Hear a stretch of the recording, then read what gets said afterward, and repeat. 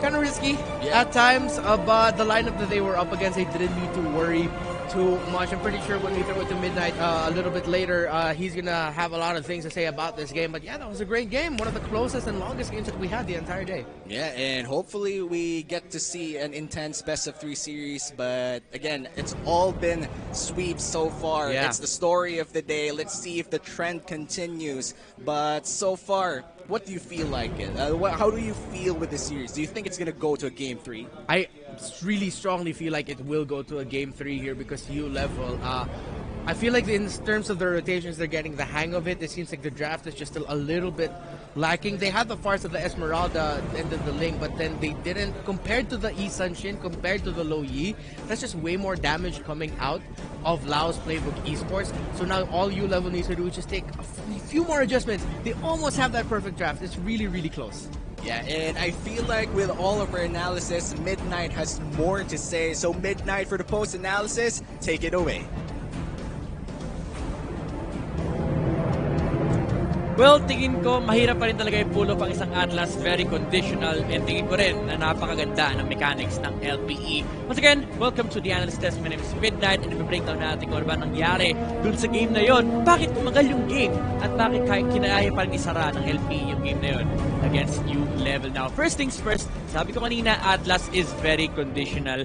It felt like naghihintay tayo ng perfect opportunity. No? Although they did find one on the early game, no, nakabawi sila, but the story of the entire game was that LPE was just rolling on U level space. Problem was, it's really hard to push the base of U level when you have an Esmeralda and a Farsa. Ang ginagawa lang nila is mag-clear ng minion waves. Now, we're gonna look at the items here of the teams. Very important to note, no? May isang magandang item na binili dito si Cho, yung Shadow Mask. They did one play wherein they caught the Khalid off guard. Unfortunately, hindi naging enough yun para tapusin yung laban, pero it was cute enough na may mga ganung klaseng strategies ang LPE, no? Na-surprise si Escanor, uy, 5 na yung tao na nasa base. So, it felt like LPE was innovating along the way, and nasabi nga ni TDZ kanina, yung Guardian's helmet na binuo ni Cho, no? Kasi ang trabaho ni Bimo dito is just to get the catch. And the problem with Cho trying to get a catch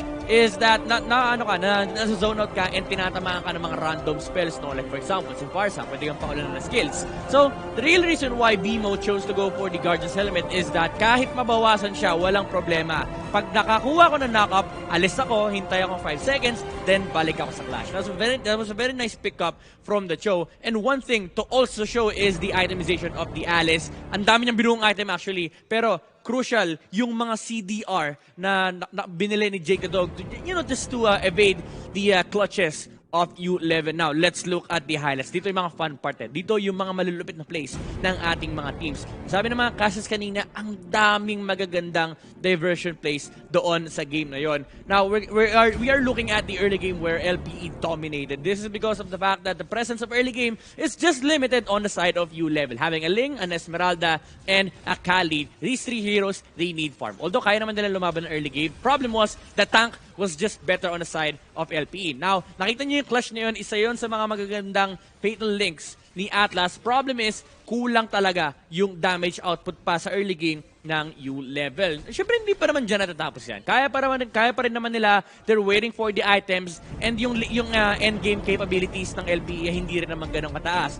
You have an Alice, yes, you have a Yi Shin, you can dive bases, but it's really hard to push the enemy base if they can clear minion waves as fast as U level can. Nakikita nyo sa highlights nyo dito sa screen, they are diving towers, no? And LPE, they've shown that they can eliminate heroes even under turrets. Problem was, meron silang ginawang play dito na medyo risky, no? Mahilig sila sa risky plays. And Jake the Dog, just diving the towers, casually living under the base of U level, just goes to show na talagang kayang-kaya nila labanan itong U level. And ayan, actually yun, kakakita nyo lang na namatay si Jake the Dog. It was one of those risky plays, no? 11-minute mark, tumagal pa tayo up until 25. So nag-extend yung game ng 14 minutes. But it's fine. They are still getting items. They're still scaling. Both of these lineups, they scale very well into the late game. And ang naging problema lang ng LPE dito is after taking out all the outer turrets, again, it's the base. So they needed to find a way to fight outside the base of U-level kasi nga sobrang ganda ng lineup nila pagdating sa pagde-defend. So they attempted the Lord and yun yung time na pinuntahan sila ni Docman and that was when Arvs really showed up, no? Even though buong game ang ganda na ng performance na pinapakita ng ating Louis, that was the specific time yung kinakwento ni TDC kanina na kinancel niya yung Fatalix and kulang din talaga sa support yung side ng U-level. And after that, you know, just casual na naghihintayan lang yung dalawang teams. Ito yung sinasabi natin kanina, no, yung cute shadow play into the base of U-level. Again, unfortunately, hindi naging enough yung damage output nila dito. There's so much highlights. There's so many things to talk about here. And this one clash, this specific clash, makikita natin kung gaano kagaling si Aspect sa paghawak ng Yi Sun-shin. Timing the dash perfectly with the Tempest of Blades. Unfortunately, hindi naging enough yun dahil wala na siyang buhay and Ling was still healthy enough to fight. But you can see here the focus of LPE shifting their targets towards the Ling. Alam nila na si Jake the Dog siya na bahala doon sa matitirang 3, matitirang 4. Ang trabaho lang ni Basha at ni Bimo is habulin yung Ling. Let him consume his energy, ubusin niya yan. At kapag napindon na nila si Ling dito, wala na siya magagawa. And you know, the end game, sabi nga na English casters, is inevitable for U-level, and LPE made their first win by 25-minute mark, and the MVP of that game is definitely Bimo. Again, this is a tall order, no, for a Cho player. 3-0-18, no deaths at all. Yan yung binigay sa kanya ng Guardian's helmet. The catches of Bimo on this show were phenomenal. There was one catch in the middle lane, no, yung Jeet Kundo into Flicker. Usually kasi nagpi-flicker muna bago mag-Jeet Kundo, yung knock-off. Ang ginawa ni Bimo is Jeet Kundo muna bago yung Flicker para instant yung knock-off and nagulat yung U-level. That goes to show the mechanics of these players. Unfortunately, it was really hard for them to close the game, but they did so in a dominant fashion. Now, Game 2 is coming up our way. Titignan natin kung kaya na ba isara ng LPE ang kanilang pangalawang panalo, or will U-level fight back? Casters. Thank you very much for breaking it down for us, Midnight. But going back to our matchup, LPE versus ULVL, what was your favorite moment in Game 1 before we start discussing what could possibly happen in Game 2? That was the most highlights we saw in an analysis package. So when you ask me that question, there's so many to run down. That Khalid somehow holding on and defending. Of course, what Midnight just mentioned, and what we saw as it happened as well, the Jeet Kundo mid-air in the third activation used the flicker so that once outside of the flicker, immediately gets the knockup.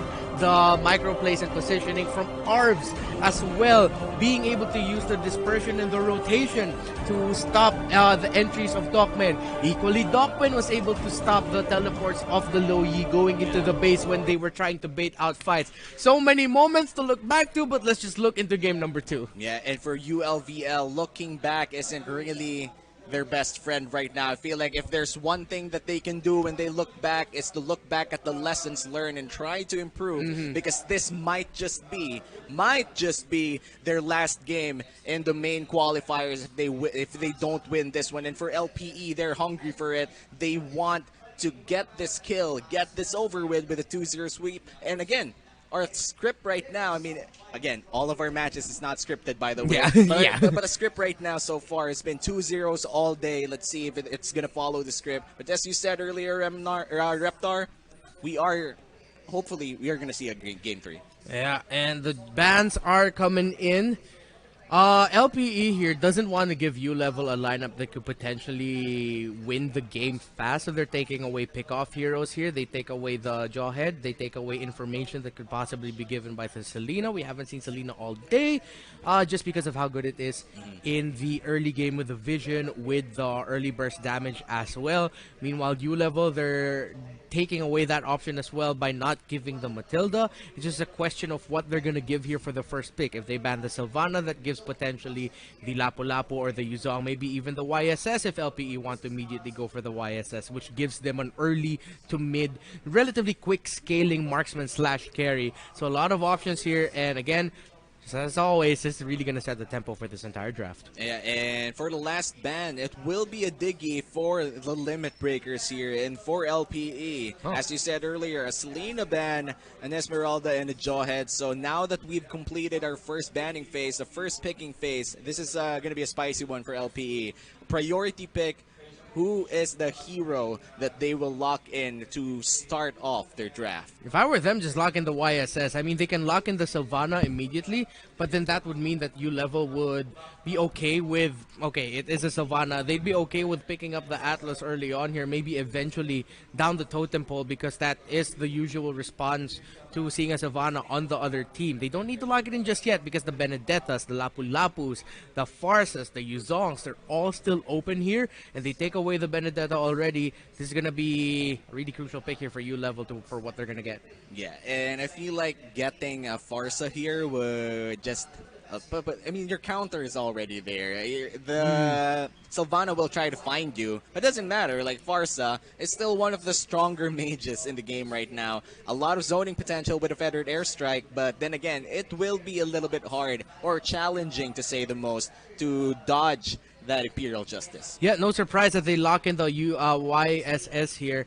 Even if they're not going to lock in the Yuzong, that's already a great response to the Farsa right away. You have the Alice who can dive the back line. You have an Isanshin who can use the Mountain Shocker to just give you the information as to where Farsa is, and at the same time just damage Farsa while she's just trying to rain down hell with a Feather Airstrike. And for the first picking phase, though, Alice is already locked in for LPE, and we already saw what kind of an Alice player LPE has. And I'm quite excited to see what will happen with Game 2 with another hero that we've already seen in Game 1. But for Limit Breakers, I think they're still sticking to what they know with the Farsa lock-in, and now they get the show for themselves. Yeah, LPE actually might bring up a similar lineup to what they showed in game number 1. Instead of taking the Lo Yi, they might want to offer taking the Veil instead, because you have a lot of mobility coming in from the Cho, from the Benedetta. You're not going to reach that Farsa, but you should be happy enough with going with the frontline divers here that U-Level or Limit Breakers has here. I like this Baksha ban from U-Level because, again, if the Baksha gets locked in here by LPE, that Farsa would have absolutely no chance at all. So, yeah, Limit Breakers now. Man, I still really feel like they showed that Farsa way too early. I do have to agree with you over there, especially Farsa. I feel like LPE wouldn't even look at Farsa if ever they do leave it open, considering that LPE's priorities in terms of picking has always been, starting with their earlier matches, has always been with more team fight-centric choices or something that could start skirmishes, gather information. It just goes to show with their first few picks, they immediately lock in the Sylvana, they get the Alice, and now the Isun Shin. So I'm just waiting on what could they possibly add to this skirmish-heavy lineup to just make it more effective at least. And U-Level takes away the Lo Yi, and I like that LPE took away the Harith here. It definitely could have been an option and a big problem for U-Level, for LPE, because of the amount of mobility that lineup would have had with the Benedetta, with the Cho, with that Harith. So good bans actually for the last set of bans here from both of these two teams. U-Level here, they're trying to save their carry. They don't have to worry about it getting taken away. There's still so many carries available. So they might be going for a double mage and sending that Farsa into the gold lane. Yeah, they're going to send that Farsa to the side lane, gold lane, and then they're going to be picking up the Eudora to put in the mid lane instead. Oh, okay. You know what? I think this is more of a preference thing. I really dislike seeing Eudora getting picked, especially if you have a lineup. I mean, these are already just 3 heroes, but all of these heroes can immediately just go in and take you down. And for a Eudora, it's really unsafe unless you already have that flicker up, or maybe you're with your teammates. But in terms of going in and out, we do have a Paquito lock-in for LPE and a Kagura as well, all of which have mobile abilities and are great in skirmishes. So much mobility. It's going to be really crucial what U-Level picks up here for their carry. Will it be the Claude? Will it be the Lance? I would really not want to see a Ling here. It would have a really hard time. Lancelot might even have a hard time here in the early game. Maybe the safest would be the Claude, but can the U-Level lineup even make it to the late game? Roger would be a really good, would be a safe bet, because even early to late, it still does really good damage. And I get the Eudora pick. Yeah, it is really worrisome that they have two very important backline mages here that need to get away, and that's so much mobility and so much dive coming in from LPE. But I think what U-Level was two very important backline mages here that need to get away, and that's so much mobility and so much dive coming in from LPE. Combination dive coming in from LPE. But I think what it could in U-Level was two very important backline mages here that need to get away, and that's so much mobility and so much dive coming in from LPE. Combination dive coming in from LPE. But I think it was still a U-Level was two very important backline mages here that need to get away, and that's so much mobility and so much dive coming in from LPE. Combination dive coming in from LPE. But I think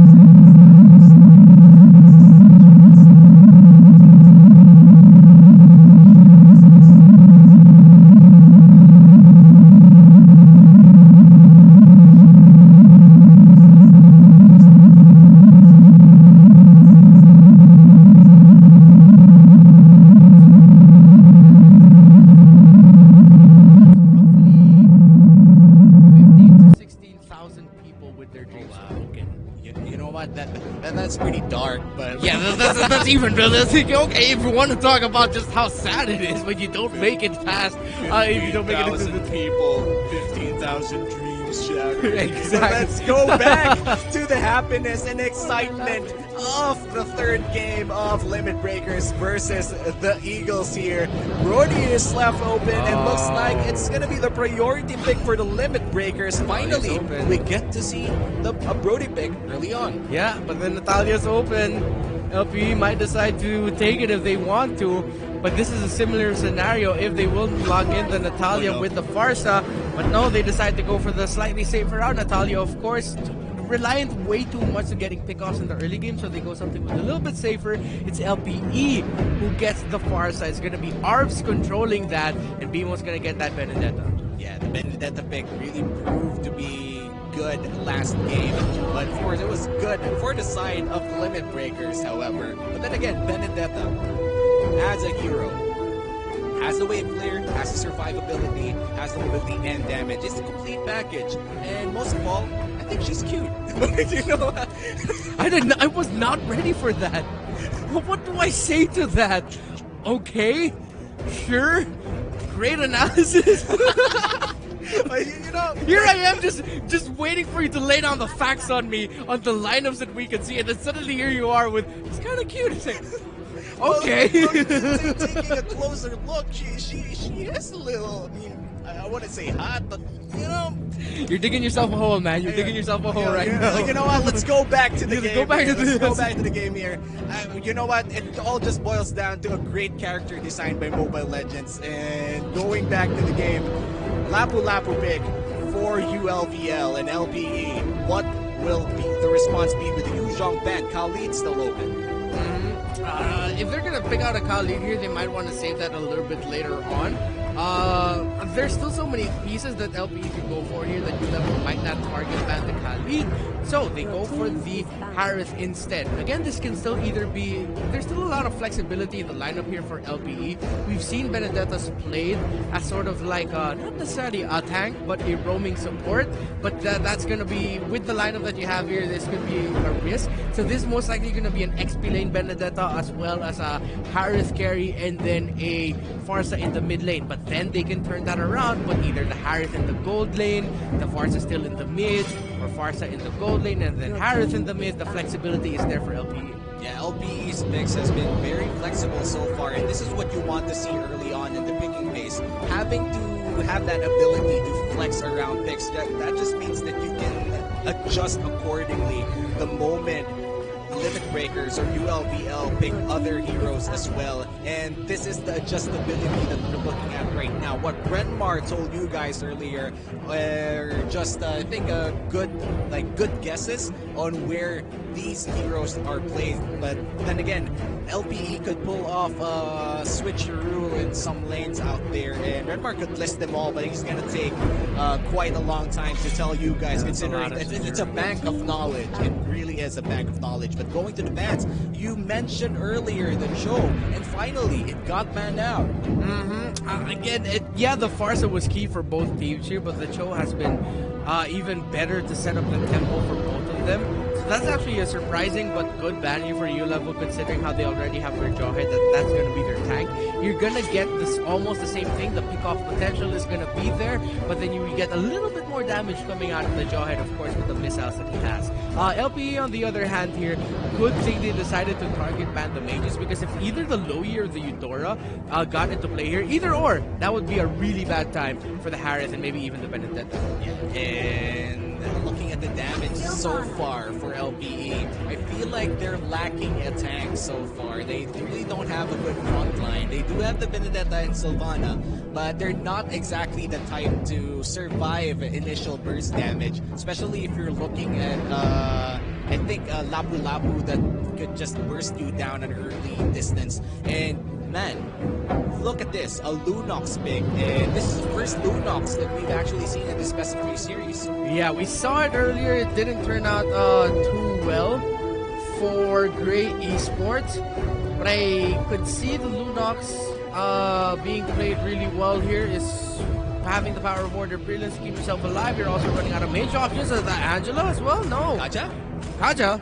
This is the first Kaja of the day. Correct me if I'm wrong. Okay, yeah, okay. So this is gonna be a Kaja gold lane, potentially. Or Kaja and Lunox, either of them are going to be going to the gold lane. One of them is going to be the roaming support. One of them is going to go Retribution. I most likely that's going to be the Brody, the Lapu Lapu's holding down the XP lane. And then you're going to have the Jawhead rotating. So with the Jawhead and the Kaja rotating, again, that is potentially pick off burst down. Even with the Lunox as well. So LPE here. Wow, very flexible and unorthodox draft that we're seeing here. This is going to be a Hayabusa. Okay, it hasn't been locked in yet, but if it is a Hayabusa, they have damage, that's for sure, but surviving damage is going to be another story if they do decide to lock this in, and looks like they will lock it in with Hayabusa to finish off their composition. If you're talking about damage, look no further, look to your right. It's LPE, and for ULVL, I feel like they have a better balanced composition. I'm not gonna lie, this is a very balanced composition in terms of damage, CC, and a little bit of mobility, considering that they do have, I think that not actually in the mobility bit, but in terms of CC and damage, they do have it both. Actually, both drafts, when you think about it, have a good principle to them. On the side of LPE, you have a draft that, yeah, they last picked the Hayabusa, but then you have two heroes in your team along with the Harith who now have a strong mid-game power spike. And that Hayabusa, once he hits level 4, can go and play slightly aggressively here and get pickoffs in the jungle against opposing jungler. And this is gonna be... both lineups have somewhat of a pick-off burst down principle behind them, because you have the Sylvana on the other side who got focusing mark, so they're going to be able to burst down whoever she gets stunned with her first skill. And then you also have the Jawhead and then the Kaja. Wow, it's okay. It is going to be a roaming Kaja support type of hero, and then Lunox in the gold lane going up against the Harith. Very interesting draft, but this is just showing the beauty of the current patch that we're in, the flexibility that you can show. Yeah, and I feel like since both teams are in what could be their last game in the main qualifiers, this is their final, I mean, this is their ace in the hole, basically. This might be the tactic that they've been hiding for quite a long time, and this might be the time we're going to see this kind of strategy get pulled off, especially in the main qualifiers of MPL. Yeah, look at the burst damage that just was dished onto BMO right there, coming out from the Kaja and the Jawhead as well. That's something LP has to watch out for. BMO's gonna want to place himself aggressively, but he has to be careful, especially once that Kaja and that Jawhead hit level 4, because they won't be shy to burst BMO down. Yeah, good retribution coming in from YNG here, really securing that purple buff to himself. I feel like that's going to be crucial. You do not want to get your purple buff stolen right in front of you. Yeah, that would be really sad. You're a Brody, and you'd love it if you could get all your buffs. And even Aspect got all of his buffs. So now all the carries are happy. Only one of them is going to be happy after a team fight, though, because it's 20 seconds until the next turtle spawns, and I think LPE are trying to look for a potential pick-off, but in the top side, it is U level, getting really close to sending that Benedetta back, but that's 4 surrounding the turtle pit for LPE, and only just roughly around 3 members of U level surrounding the turtle pit. And looks like, as you said, turtle already spawned near the top side. I'd like to put a little bit of highlight over the boot choice of Ryota here. I think she chose the boots that gave armor as well, and I feel like that's a good pick-off in this matchup right there in the top side, but in the long run of things, I feel like it's not going to help, especially if Lunox is the one that's going to place her down. And speaking of first, let's see who'll be able to dish out enough damage there. That is the members of U level, burning down the members of LPE, even with the feather airstrike dished out. First blood already secured there by YNG on the Brody, but the turtle was stolen away by Aspect. Able to secure it with the retribution. Aspect retribution, timed it right, got the turtle, so I feel like that one kill going to the hands of ULVL is a little bit worth it. Again, that turtle in the long run will give you more stuff to play around with, could give birth to more play, especially with bonus shield. So that 400 gold is, I think, the value of it is just evened out by the buff. Yeah, and again, I didn't even see Aspect go out until I saw the notification that Secured Lord and Aspect did it completely out of nowhere with the shadows. Now BMO positioning himself, gonna get spotted out by Dian. Dian's not gonna use the Divine Judgment just yet. This could be a big play here at the bottom lane. Harv's, BMO, and Jake the Dog looking for an opening right now. Gets the stun, but he's like, I'm out of here. Yeah, he doesn't want any piece of that. Going too close to the Kaja might just mean that you get ulted way back to a whole squad, and that won't mean well for you, especially if you're grouping up this early, making that top lane an island for the Benedetta and the Lapu Lapu. Ian gets bursted down with 3 feathered airstrikes, takes him down to 10% health left. Cram able to sidestep Arvs there, but that gives a little bit of control in the bottom lane there for LPE. BMO spots out Cram, committing the Imperial Justice, but actually nothing is going to come out of that. All of that just to get control in the mid lane as the Winning Wave is just going to push a little bit in. 20 seconds until the next turtle spawns again in the top lane area.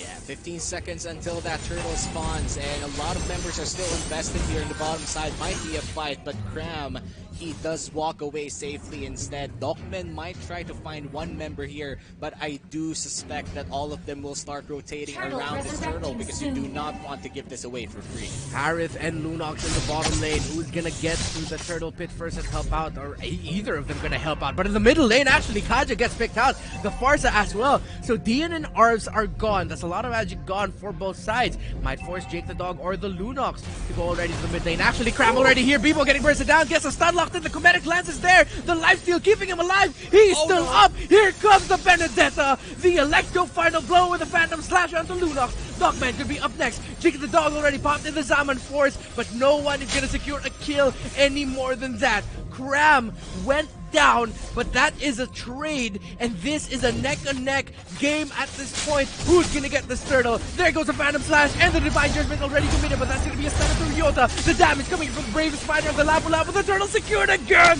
by Aspect, and that is 3 members down. A few level. Aspect yet again secures the turtle and the kills for LPE. 3-0 for LPE, a 3-4-0 exchange, plus the turtle. They just got that for free, and not even one death fell for LPE, and that just means that LPE won that trade completely. I think mid-game is now swaying towards their favor.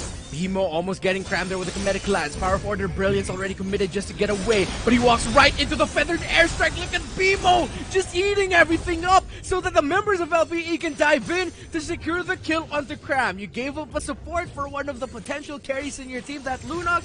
Well, yeah, LPE's gonna take that as a win. Yeah, LPE with another successful dive in the bottom side. But for ULVL, they need to make sure that this 3K gold lead doesn't balloon up to a bigger gold lead. Try to play it safe a little bit. Wait it out. Your Brody will scale mid to late. And if you take care of that Brody will take care of you during the later parts of the game. But we're just 6 minutes in, and that 3K gold lead, please do not go anywhere. Give us a good game 3. Dogman might get picked out here. You've got 2 stuns here. Both of them miss it. BMO and Arvs a little bit too short there. And U-Level, I agree with what you said there. They just have to really hold on for YNG's Brody here. But it's not that they're the ones being overly aggressive. I mean, they're trying to make plays, yeah?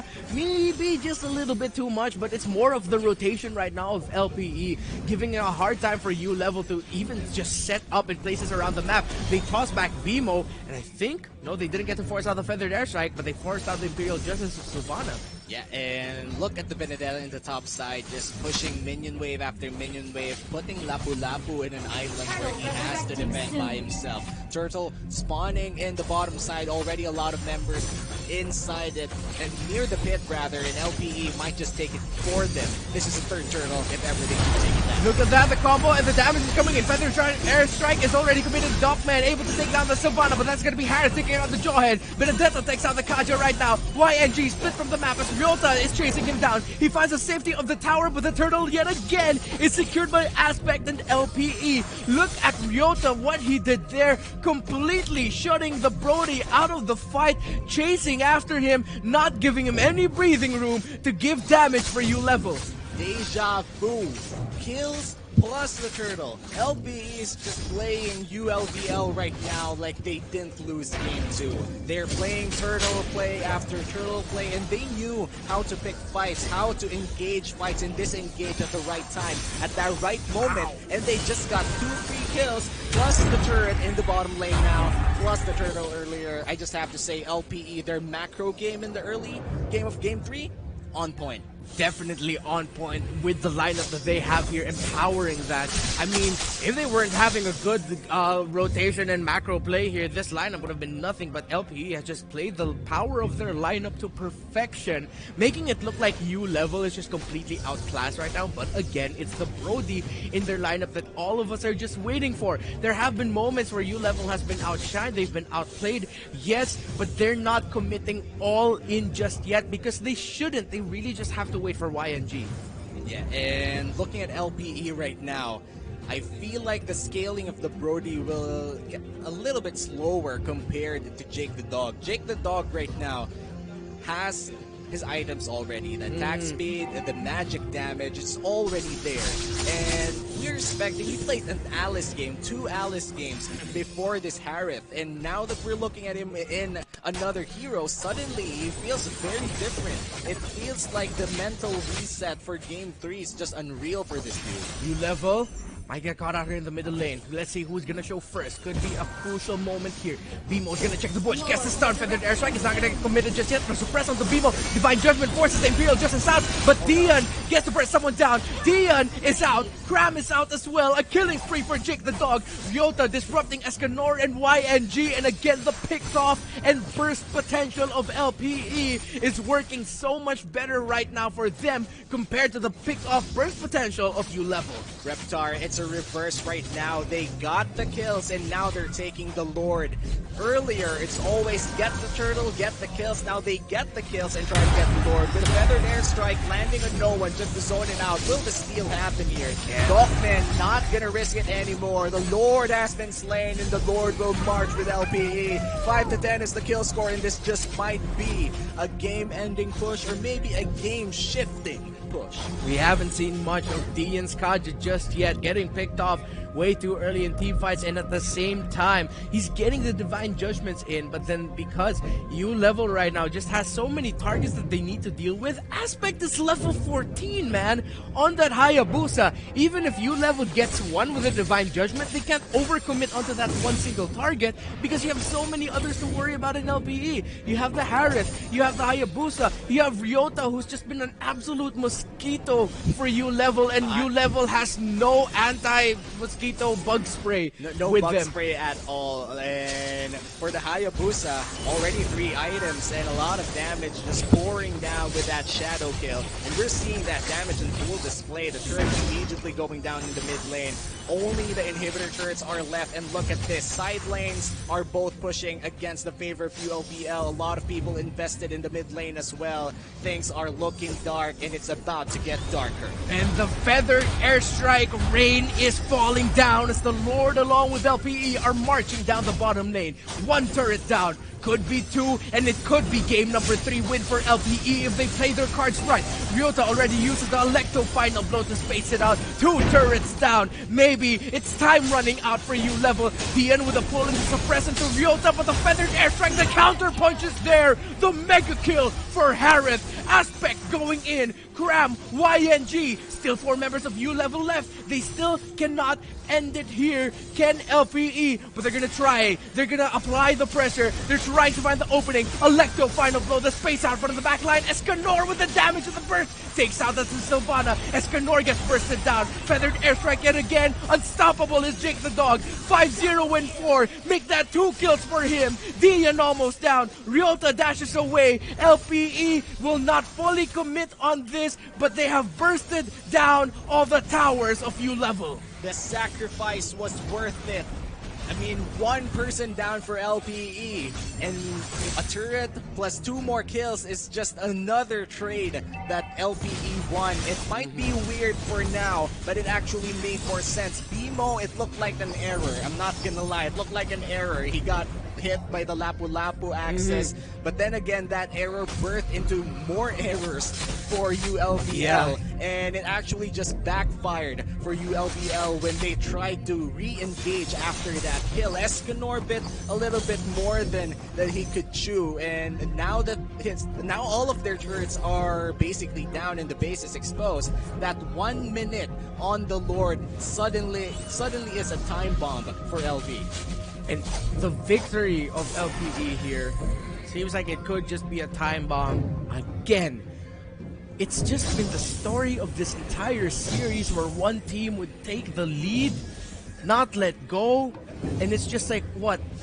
They don't lose a tower, or they just lose one? It's been like that all series. It won't be a big surprise if that's what's gonna happen here, where U-Level will not even be able to break down another turret here, because the lineup that they have here doesn't really favor them so much on the defensive, unless Dian, Dockman, and Escanor can time together, pick off after pick off. Oh no. But can they do that against a really mobile lineup? Because Dockman gets bursted down here. Already forced out the Imperial Justice from the Sylvana, but that's actually Dian! No. He's able to take down Aspect. This could be big for U-Level. That's really bad for LPE. But I think they'll still be able to take the Lord without a problem, Womi. Yeah, I still think LPE could get that Lord. Oh, One kill no. on the Lunox just secures a 4v4. And this is just bad for ULBL right now. The Zaman Force is on the Feather Airstrike. It's there. Will the fight continue with the Electo final ball? Killing spree for the Benedetta. Ryota 3-0 and 5. LPE not going directly for the Lord just yet. It's a 4 versus 3 advantage. They're waiting for Aspect, but you see Ryota on the map going straight for the Lord, starting it out already, I think. Just waiting for Aspect to get back. But this, again, the story of the series, it looks like this is LPE just buying their time and U-Level trying to delay the inevitable that is an LPE win. This is an empowered Lord that we're talking about, and it's marching with LPE. It's singing the hymns of the Eagles, and it will march in either mid, top, bot. It doesn't care anymore. It only thinks of one thing, ending the game for LPE. 2 Blade of Despairs has just been picked up by LPE. 1 for Ryota, 1 for Aspect, and you know what? Let's also give a Holy Crystal here for Arvs. So that's even more damage coming out here from LPE's side, who has a 13k gold lead as the Lord closes in here. Omi, what do you think is gonna happen? I think what's going to happen is just LPE. They will jump over this fight and they will try to end the game. Reptar, this is the moment. This is it. Feathered Airstrike immediately deleting Crab, but he's still in the game here. The stun of the Escanor connects, but Escanor is trying to survive this right now. Drink the dog, LPE, the rest of Laos Playbook Esports trying to end the game. The mega kill, 4 down, base down, and after one big fight, the Eagles of Playbook Esports secure the series win. Solid play coming in from LPE. A few hiccups here and there in this best of 3, but then again, this is already the top 8 of this intense qualifiers, and for ULVL, sadly for them, RIP predictions by the way, and again, sadly for ULVL, the pressure was unreal towards them, and they have to say goodbye for now. They are the first team to be eliminated in this season's qualifiers. Thank you to the members of U-Level for showing and making it all the way here to the main qualifiers. But the biggest congratulations to the members of Laos Auto Group Playbook Esports who are still alive in this Season 7 of the MPL-PH qualifiers. They are still alive in the lower bracket. And from the lower bracket rather, will they rise to be the one going inside the regular season? There's a lot of questions for now, but the answer is not yet clear. But right now, the answer is here.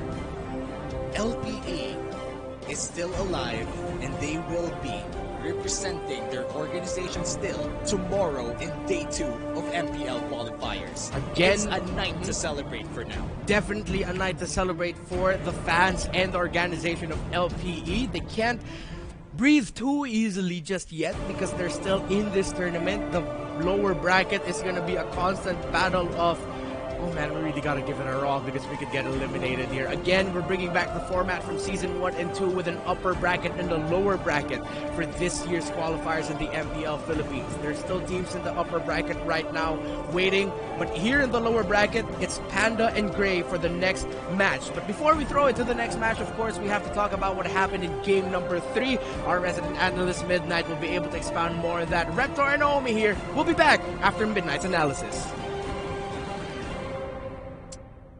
Alam nyo, nakita ko is that LPE, they didn't give any fighting chance to U-Level. Even though the scoreline dictates na may pinalag naman, that was actually just a single hero, no? Trinabaho lang ni Bimo lahat ng kills na nakuha ng U-Level. Once again, this is your resident analyst. My name is Midnight.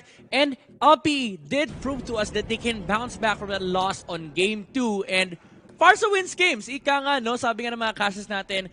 And yeah, Farsa on ARVs was just really phenomenal. This hero is really something that they, both teams should look into in their future games. The thing is, the Farsa allowed the side of LPE to play this kind of playstyle wherein talagang meron ka lang frontliner na papasok sa mga bush and just give information for your teammates to be able to make some calculated plays. Bimo, again, nasabi ko kanina, siya lang yung halos namamatay, no, sa side nila. Although si Arps tsaka si Aspect namatay ng tingin isang beses, it was just Bimo collecting information on aggressive places. Kasi ang trabaho niya rito is ibigay yung information kung nasaan yung U-level. And even if he dies, he doesn't care. He did his job. Lahat ng skills, lahat ng damage sa kanya ibabato. Pag namatay siya, job successful, andyan na yung teammates niya. Let's look at the items here for both teams. Siyempre, kailangan natin tignan din yung items ni Bimo dito, no, on the Sylvana. Now, looking at the items of the Sylvana here,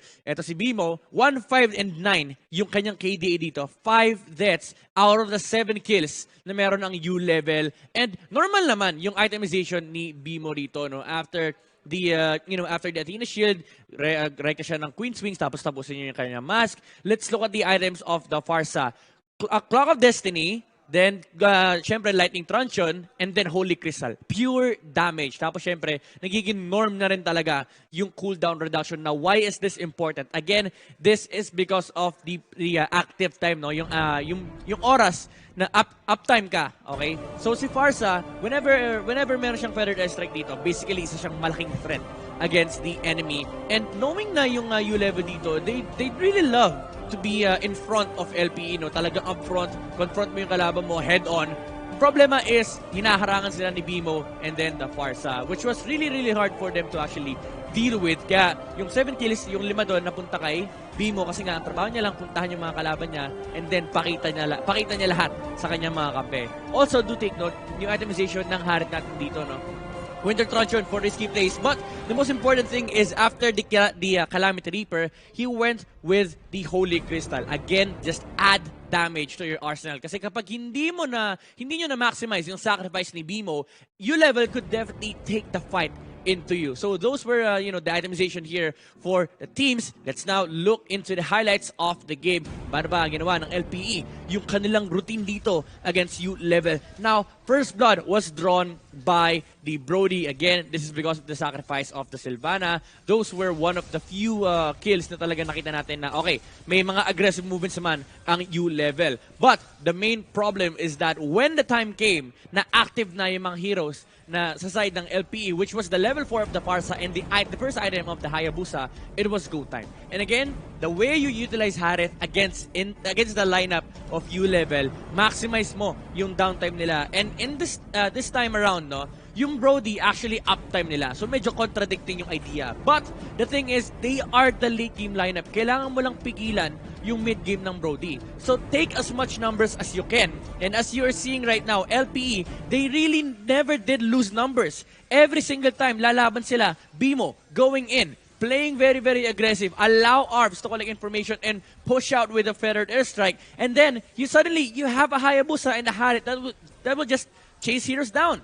So, naging cleanup crew na lang si Hayabusa at si Harit. Although nakakakuha naman ng mga openings ang U-level, again, the punish was just so high. And with the amount of lead on the goal that they've had, LPE just, closed out on the base on the back of the Farsa. Kasi hindi naman nila kailangan matakot dahil meron silang long-range nuke missile arsenal on the form of ARBS. That's why he is the MVP of this game. KDA of 3-1-14. Just look at the numbers. 3-1-14. 89% kill participation, 64,795. Of course, objective damage is just 564 dahil di ka naman pwede lumapit sa mga kalaban mo. Siyempre, keep your distance. And that's the thing, like social distancing ng LPE. But it really paved way for them to be able to beat U-Level on Game 3. Again, this is very important. Collection information has been the name of the tanks today, and Farza with just, the calculated plays. B, the reinforcements for your teammates. Kapag yung mga kalaban mo ay nagkamali, nandun kagad yung punish. And Arbs was just completely on point with this Farza. Farza wins games, ika nga ng ating mga casters. No, he who holds Farza wins the game. And right now, this series, LPE will advance to the next round. And unfortunately, U-Level will have to say goodbye to their MPL dreams. And we'll probably see them on the next MPLs. Casters, Casters, back to you. Even there in the end, Midnight at a loss for words because of what we know or what we witnessed here from Arbs and his Farsa. Again, it was what we set up in the beginning before the series started. Whoever controls the Farsa could potentially win the game, and that's what we saw from Arbs here.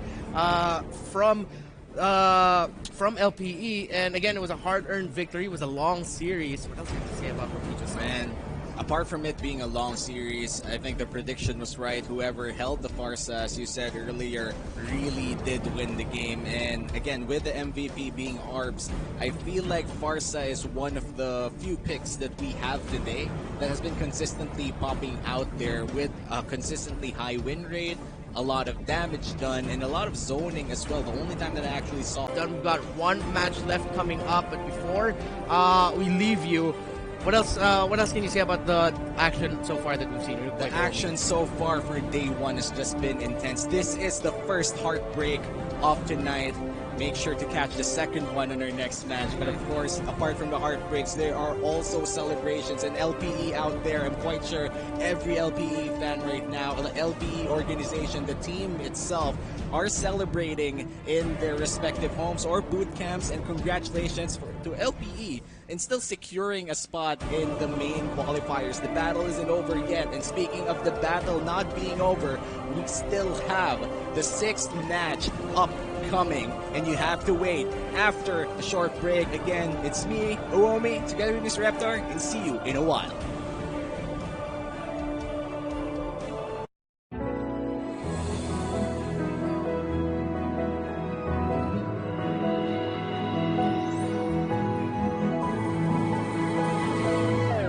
Moment na sana, pero hassle ang kate.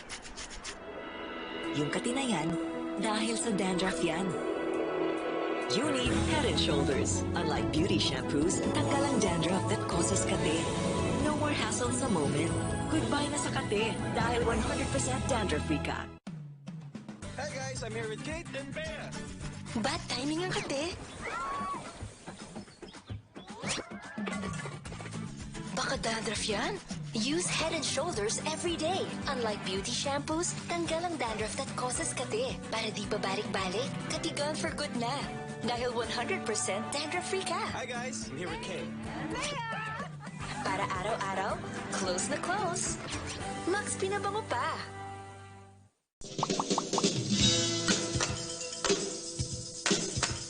Hi everyone, this is Catherine Bernardo. At ako naman po si Daniel Padilla. Guys, may PayMaya na ba kayo?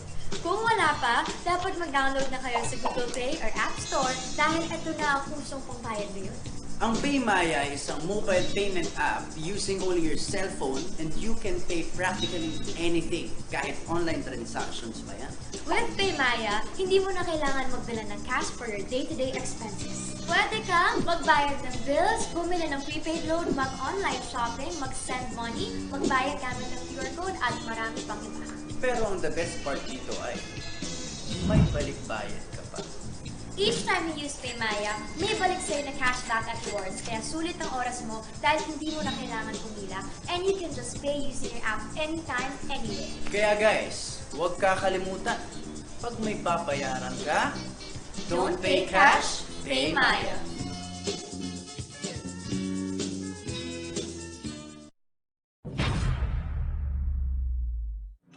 everyone. Welcome to the latest episode of Road to Mythic, featuring Paquito, the Heavenly Fist. We will walk you through the gameplay and tactics so you can grind the ranks with ease. Now, without further ado, let's dive in.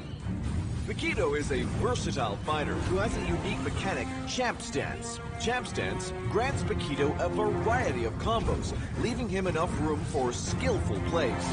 Paquito builds stacks when hitting enemy heroes with basic attacks or dealing damage with skills. Upon reaching 4 stacks, Paquito enters Champ Stance and enhances his next skill. Note that Champ Stance not only enhances the damage output of Paquito's skills, but also the shield granted by his first skill. The enhanced shield drastically boosts Paquito's survivability. The second skill serves as Paquito's damage tool, which inflicts massive damage. Moreover, in Champ Stance, casting the second skill allows Paquito to throw 2 jabs instead of 1, making the already impressive damage output even more devastating. Paquito's ultimate is a perfect skill for both teamfights and diving. The enhancement brought by Champ Stance makes it possible for Paquito to inflict control effect twice with just 1 ultimate cast.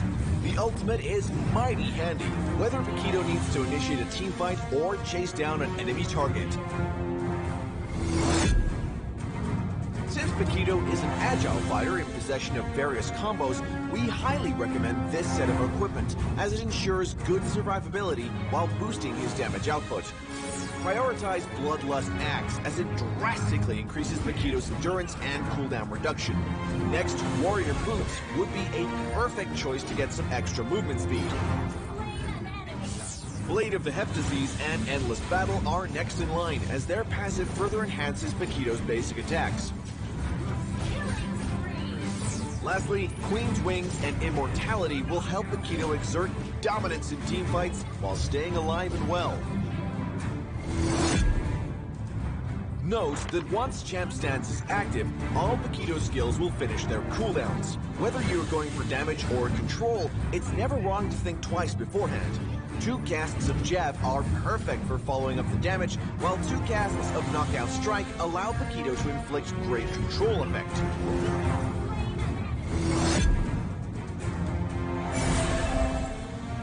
In the laning phase, Paquito first casts Jab to quickly approach the target and inflict damage. Next, a basic attack helps him stack up for Champ Stance. He then quickly follows up with Heavy Left Punch and basic attacks to complement the damage.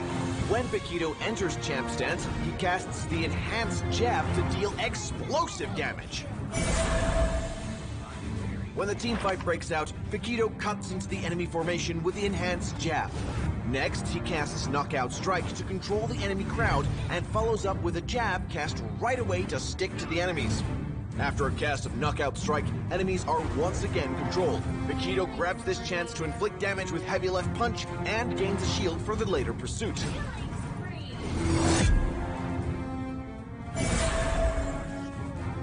Paquito owns the spotlight through the early to mid game. Once he reaches level 4 and acquires the ultimate, his mobility will be taken to another level. It is recommended to roam and help teammates out to extend the lead. And when Paquito is equipped with good items and has a relatively high level, he will become an agile harasser who is capable of initiating teamfights and posing a kill threat to the enemy backline. Well, that wraps up this episode. Stay tuned for more insightful guides from Road to Mythic as you climb the ranks. Until next time, we'll be seeing you in the Land of Dawn. Now Dragonborn is here.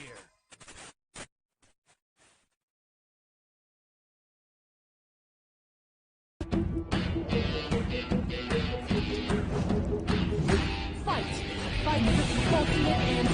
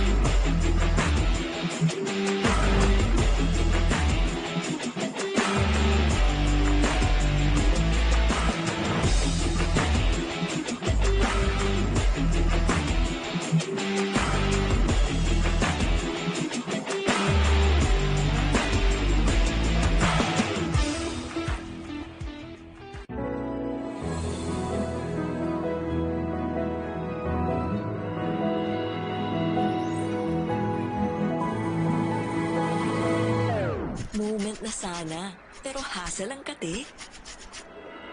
Yung kate na yan, dahil sa dandruff yan. You need Head & Shoulders. Unlike beauty shampoos, tanggal ang dandruff that causes kate. No more hassle sa moment. Goodbye na sa kate dahil 100% dandruff-free ka. Hey guys, I'm here with Kate and Bea. Bad timing ang kate. Baka dandruff yan? Use Head & Shoulders every day. Unlike beauty shampoos, tanggal ang dandruff that causes kate. Para di babalik-balik, katigan for good na. Dahil 100% dandruff-free ka. Hi guys, I'm here with Kate. Para araw-araw, close na close. Max pinabango pa.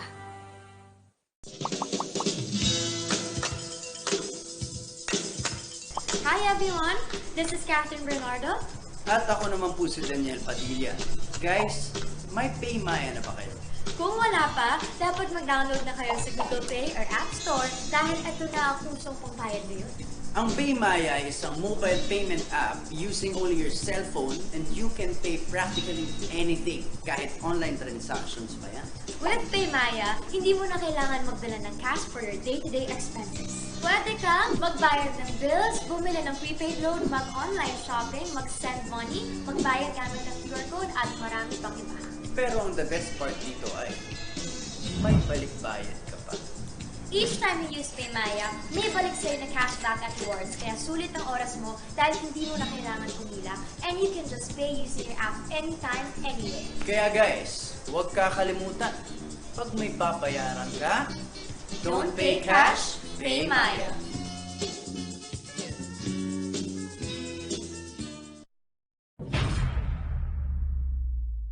Hi everyone! Welcome to the latest episode of Road to Mythic, featuring Paquito, the Heavenly Fist. We will walk you through the gameplay and tactics so you can grind the ranks with ease. Now, without further ado, let's dive in. Paquito is a versatile fighter who has a unique mechanic, Champ Stance. Champ Stance grants Paquito a variety of combos, leaving him enough room for skillful plays.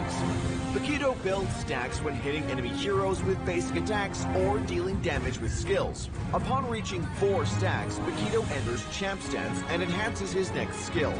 Note that Champ Stance not only enhances the damage output of Paquito's skills, but also the shield granted by his first skill. The enhanced shield drastically boosts Paquito's survivability. The second skill serves as Paquito's damage tool, which inflicts massive damage. Moreover, in Champ Stance, casting the second skill allows Paquito to throw 2 jabs instead of 1, making the already impressive damage output even more devastating. Paquito's ultimate is a perfect skill for both teamfights and diving. The enhancement brought by Champ Stance makes it possible for Paquito to inflict control effect twice with just 1 ultimate.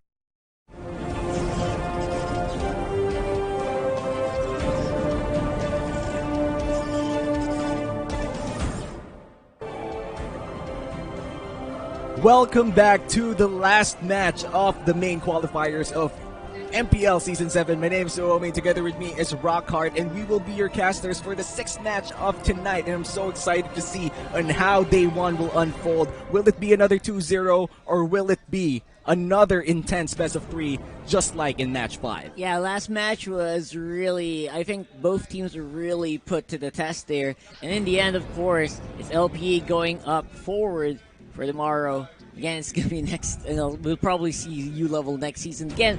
But until then, again, it's going to be a very, very interesting last matchup for today. What do we got? Yeah, and for our last match, I think it's Gray versus Gray Esports versus wait, I think Gray Esports versus Limit Breakers was already match 5. So Gray Esports versus I'm choking up a little bit. Panda. No, Right? wait. Panda?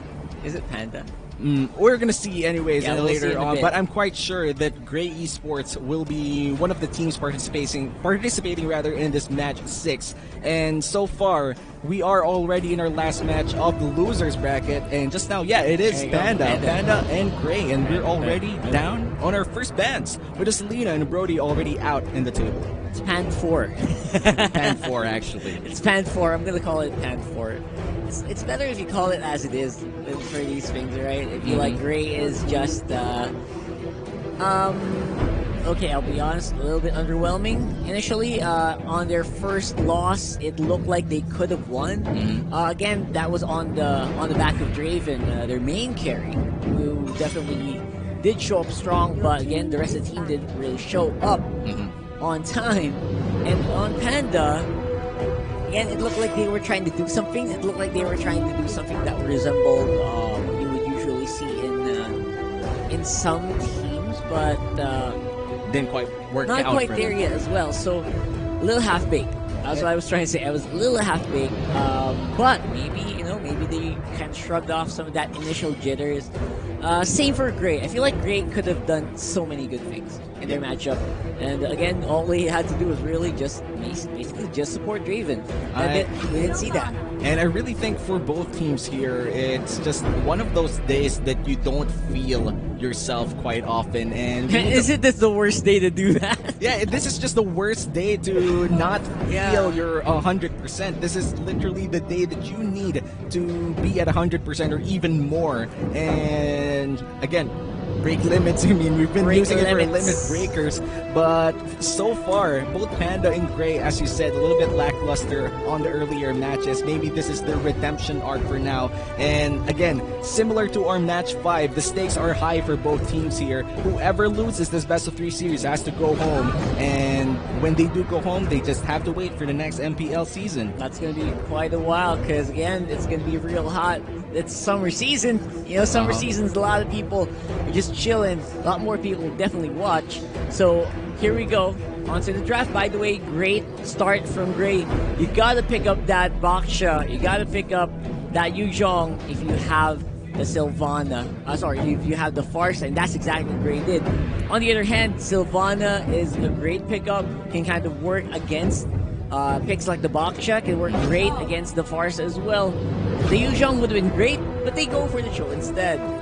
That's a little odd for me. They also add in a Mathilda on the mix of their first picks as well. I feel like they're already securing a good mixture of crowd control and a lot of damage as well in the mix, unless they're opting for a tank Cho that we've been seeing for the past few games here on tonight. And for Gray, they lock in the Jawhead, and Jawhead has a lot of appearances so far in almost all of our matches, and for good reason. The aggressive plays early on, the game-breaking plays that he could potentially make during the mid-game and late game, and of course the Farsa pick. The Farsa pick has been out there, especially in match 5. In all games, we saw Farsa, and at least two of those, right? And at least in 2 of those, the Farsa dealt the most damage. So it definitely shows like Farsa wins games. At this point, we I could feel say like that. almost. I feel like it's not 100%, maybe 85% win rate, probably 90% win rate so far. Yeah, probably around that high area. Yeah, Still, it is. Win rate is key here for the Farsa, and if they're able to play around this Farsa real well, Gray might just score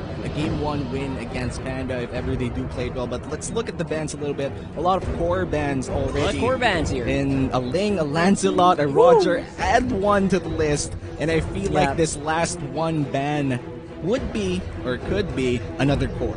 I mean, it's pretty obvious who they're trying to target, right? I mean, Innocent didn't really have the most, the most shiny or the flashiest games. Although he looks like he's not like that office guy that you see every day. He's a hard worker, but he doesn't really show up anything flashy or anything like exceptional. Yeah, right. So, but gets the again, job done. He gets the job done. That's what I'm talking about. But again, what Gray's trying to do is they're just trying to ban out everything that they've seen Innocent play.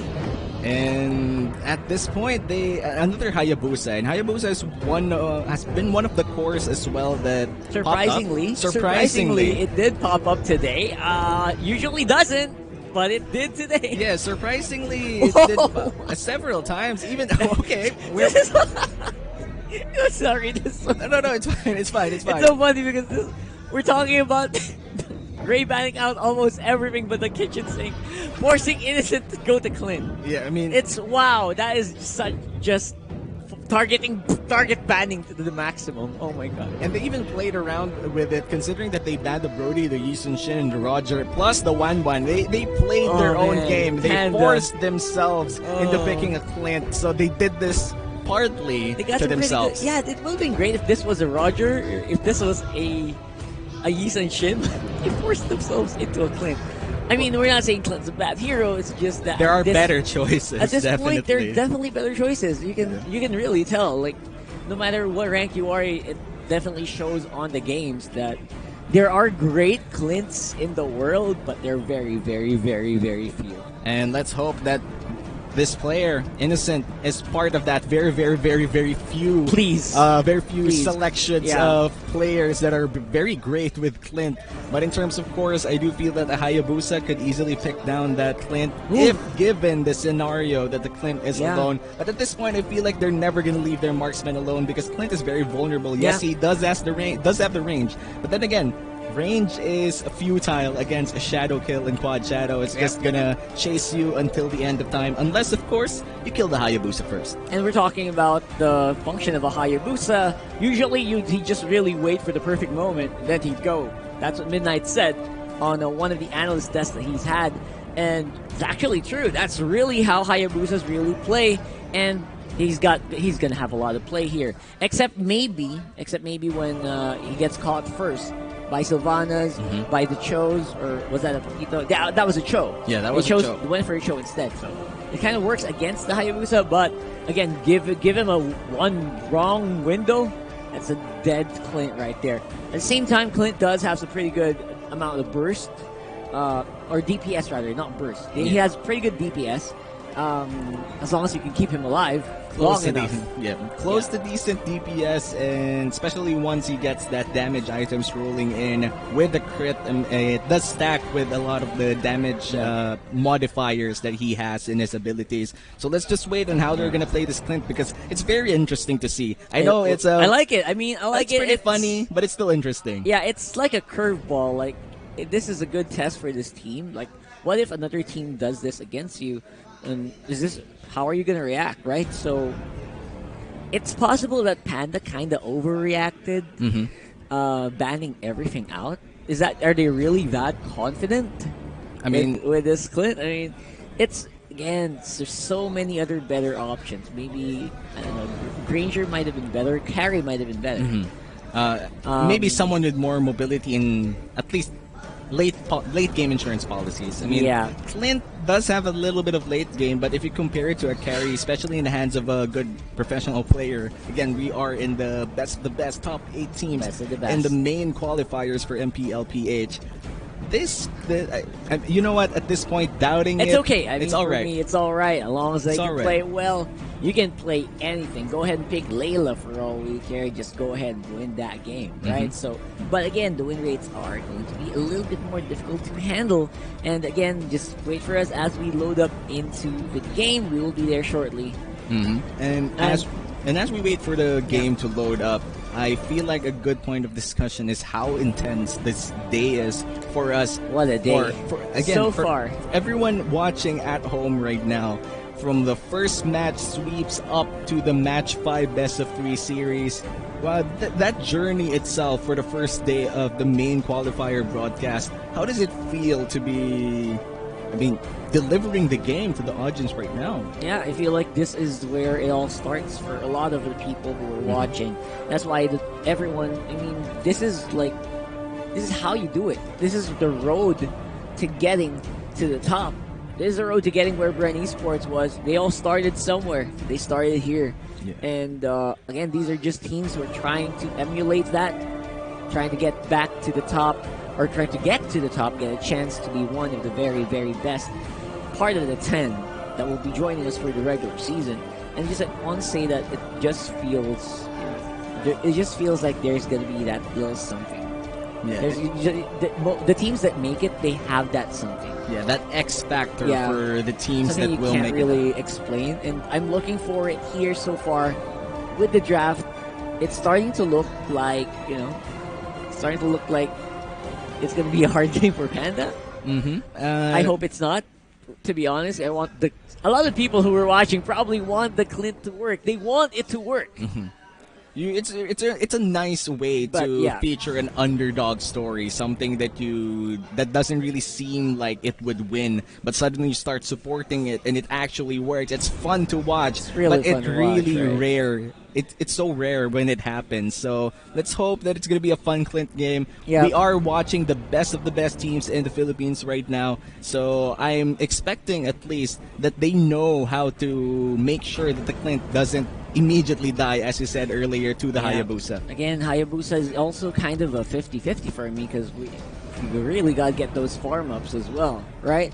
So if you don't have the farm up, it's going to be very difficult for you to do any of the executions that we're talking about. Again, we're still a little shocked here, everyone is, with the pick.